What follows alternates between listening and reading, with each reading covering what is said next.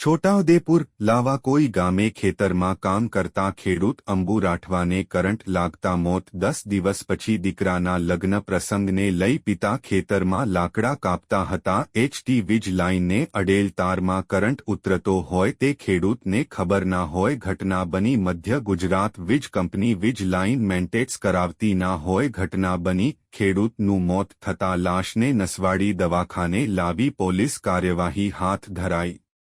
તો આદિવાસી સમાજમાં આ ઘટનાને લઈ ભારે રોષ ઉઠ્યો। રિપોર્ટર રેહાન પટેલ, છોટાઉદેપુર।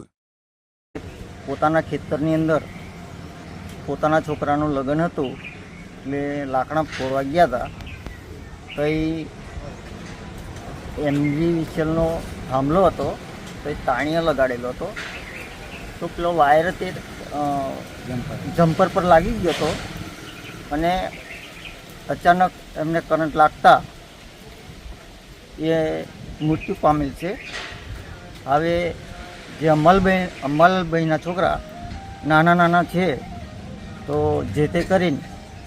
તેમને સારી વળતર મળે અને એમજી વિશલનું નિષ્કાળજીને કારણે આ બન્યું છે, એના માટે એ લોકો વળતર ચૂકવવું પડશે।